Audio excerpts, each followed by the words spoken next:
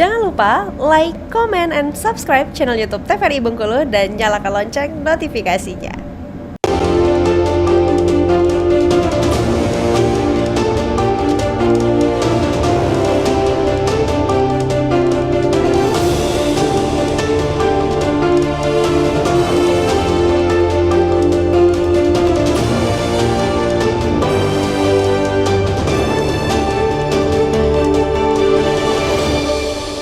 Baik, kembali di Berndo TVRI Bengkulu untuk edisi hari ini tentunya di awal pekan kita di Senin 22 Juli 2024 dan kita masih berbincang tentang pengelolaan hutan dan juga lahan dengan narasumber ada Bapak Yurdani selaku Polisi Hutan Dinas LHK Provinsi Bengkulu dan juga ada Bang Rifki Zulhendri selaku Pelestari Mangrove. Nah, kita kembali ke Pak Yurdani terlebih dahulu nih selaku Polisi Hutan. Nah, kita mau tahu dulu nih tupoksinya dari Polisi Hutan nih apa, Pak?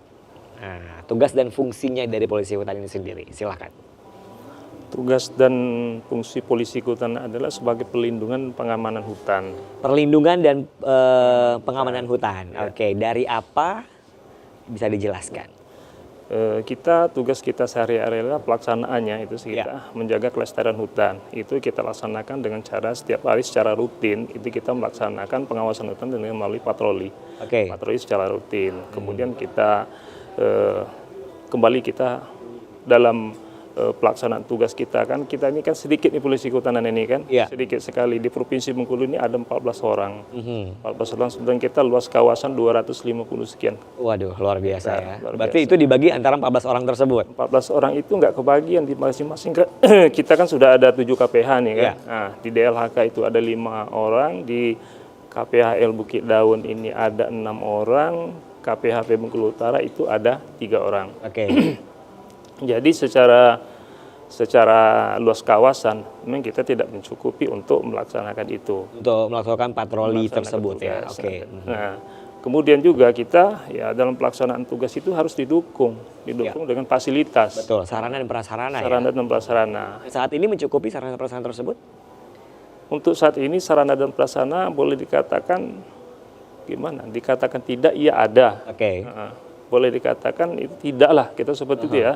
Hanya ada kendaraan roda 2 yang sudah mungkin setengah layak pakai gitu kan. Nah, kemudian kendaraan roda 4 itu tidak ada sama sekali. Baik. Sementara kita jangkauan tugas seperti ini contoh nih satu kabupaten misalkan di KPHL Bukit Daun. Nah, Bukit Daun ini kan mencakup di 5 wilayah kabupaten. Betul. Jadi satu kabupaten aja itu jarak tempuh itu mencapai 50 sampai 100 hektar.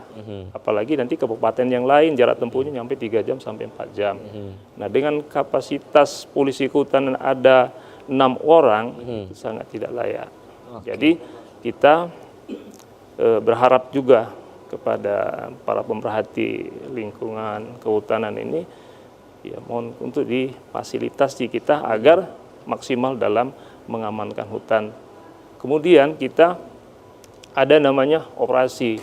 Nah, ini kita operasi ada operasi gabungan dan ada operasi fungsional. Kalau operasi fungsional ini kan di dalam intern kita, dalam instansi kita aja yang kita laksanakan, tenaga polisi kehutanan aja.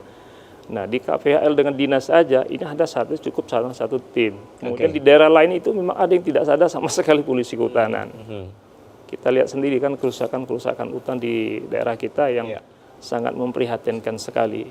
Butuh perhatian semua pihak untuk menjaga itu. Karena kita lihat kalau banjir ini kita memang di hulu tidak terasa. Kerusakan ini akan ada di hulu. Betul. Nah, sementara di hilir ini kita hanya efeknya efek dari banjir itu kita yang sangat merasakan. Kita yang di hilir. Akibatnya yang dirasakan Nah, dalam pelaksanaan operasi ini saya ini selaku merangkap sebagai ketua IPKI wilayah Ikatan Polisi Kehutanan di wilayah Provinsi Bengkulu.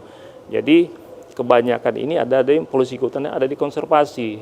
Memang wilayah mereka kan agak sedikit sempit, tapi mereka kan vertikal. Kalau kita kan pemerintah daerah. Nah, kita melaksanakan tugas operasi ini, kita berkoordinasi ke instansi terkait.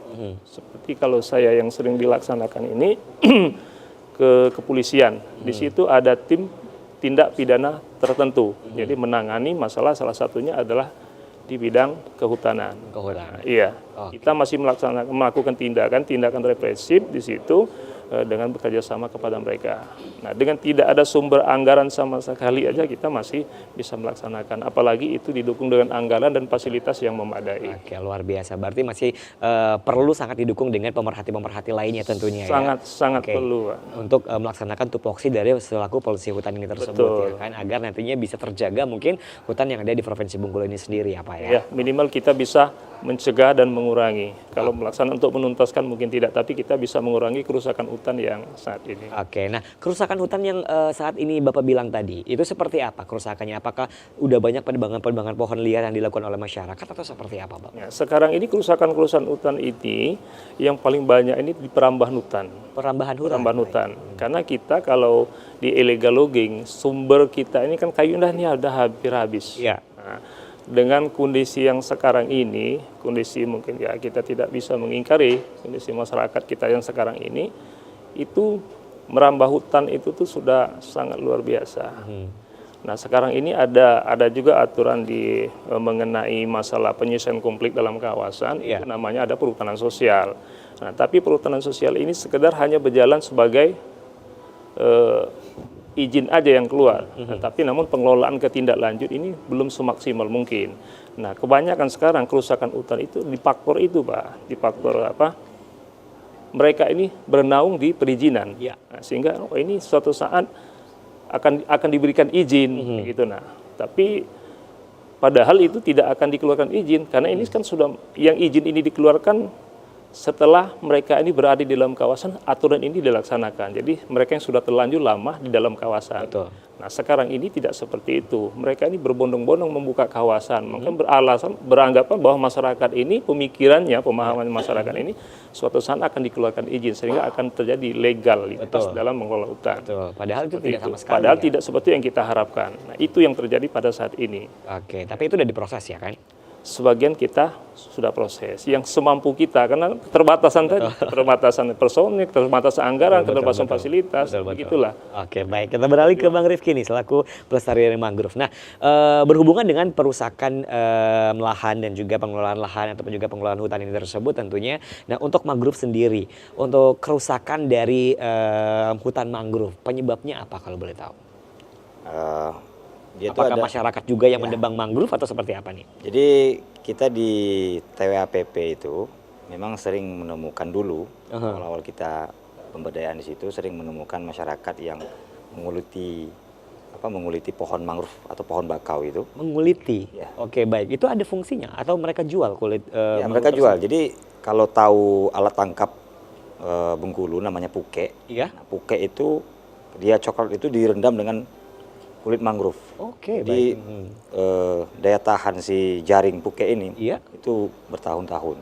Oh, itu fungsinya. Fungsinya. Makanya itu mereka ngambil dari kulit mangrove tersebut. Ya, Oke, baik. Ada juga yang menebang batang cemara, dijual kayunya. Nah, itulah pengusakan. Ada juga pemancing.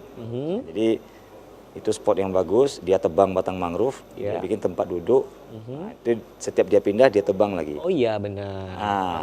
Nah, itu 2021 itu sangat banyak dan kita pernah menegur langsung dan berkoordinasi dengan BKSDA. Jadi karena kita nggak ada kewenangan untuk ngapa-ngapain orang di situ, jadi kita tetap melapor ke pihak terkait itu BKSDA Bengkulu. Oke, baik. Nah, kalau kerusakan tersebut tadi itu tugasnya polisi hutan juga atau enggak sih, Pak? Betul. Ya. Setiap terjadi yang kerusakan hutan adalah tugasnya polisi kehutanan. Nah, tapi kalau ada nanti adalah di kawasan hutan itu sudah ada terbit izin, sebagai pemegang izin mereka yang punya hak dan tugas dan tanggung jawab. Walaupun ini yang terjadi kerusakan mangrove. Betul. Oke. Untuk yang melakukan tindakan pidana tersebut itu ada hukumnya nggak sih? Ada.